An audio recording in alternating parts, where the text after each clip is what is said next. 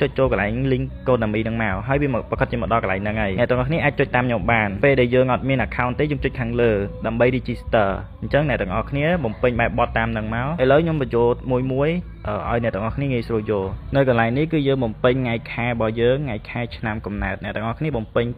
ការពិតក៏បានបំពេញចោលក៏បានដែរតែយល់ល្អយើងគួរបំពេញការពិតទៅព្រោះឯ kilo account ពេលដែលយើងបាត់យើងអាចស្នើសុំគេបានសាមអញ្ចឹងណាអញ្ចឹងគឺខ្ញុំបំពេញថ្ងៃខែនេះមិនថ្ងៃខែពិតរបស់ខ្ញុំទេបន្ទាប់មកកន្លែងនេះគឺយើងបំពេញ Gmail របស់យើង Gmail ដែលគេផ្ញើកូដទៅអ្នកទាំងអស់គ្នាដើម្បី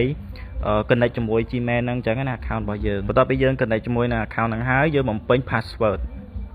នៅកន្លែងនេះ password ហ្នឹងវាដូច password Gmail password អីចឹងទៅយើងដាក់ដូចគ្នាក៏បានខុសគ្នាក៏បានដែរបង្កើត password ថ្មីបន្ទាប់ពីដាក់ password ហើយអ្នកទាំងអស់គ្នាចុចគ្រីសទាំងអស់ហ្នឹងមកបន្ទាប់ពីយើងចុចគ្រីសហើយអ្នកទាំងអស់គ្នាចុច send មានន័យថាឲ្យគេផ្ញើលេខកូដទៅ Gmail របស់យើងបន្ទាប់ពីចុច send ហើយអ្នកទាំងអស់គ្នាត្រូវទៅយកកូដមួយនៅក្នុង Gmail ដែលគេនឹងផ្ញើទៅ Gmail របស់អ្នកទាំងអស់គ្នាដែលអ្នកទាំងគ្នាដាក់នៅលើមិញហ្នឹងបន្ទាប់ពេលដែលអ្នកទាំងអស់គ្នាយកកូដហ្នឹងហើយអ្នកទាំងអស់គ្នាដាក់ចូលក្នុងហ្នឹងហើយអ្នកទាំងអស់គ្នាចុច next បន្ទាប់ពីមកដល់កន្លែងនេះអ្នកទាំងអស់គ្នាចុច accept ពេលដែលចុច accept ហើយមានន័យថា account របស់យើងគឺបាន connect ហើយអ្នកទាំងអស់គ្នាចុចចូល game របស់យើងមកនៅកន្លែងនេះវាសួរថាចូល game មួយណាដោយសារខ្ញុំមាន game 2ទី1គឺ patch ហើយមួយទៀតគឺ game បន្ទាប់ពីយើងចូល game ហើយយើងនឹងប្រកាសជាឃើញបែបនេះវាមាន load គ្រីសទាំងអស់ហ្នឹងអញ្ចឹង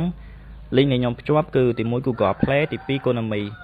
តែខ្ញុំសូម recommend អ្នកទាំងអស់គ្នាកុំភ្ជាប់ Google Play ឲ្យសោះដោយសារពេលយើងភ្ជាប់ Google Play ទៅយើងអាចដូរ Google Play បានទេតែបើសិនជា Konami យើងអាចដូរ Gmail បានអញ្ចឹងណាអញ្ចឹងឧទាហរណ៍អ្នកទាំងអស់គ្នាលេងហើយអ្នកទាំងអស់គ្នាចង់លក់ចង់ដូរ account អីគឺ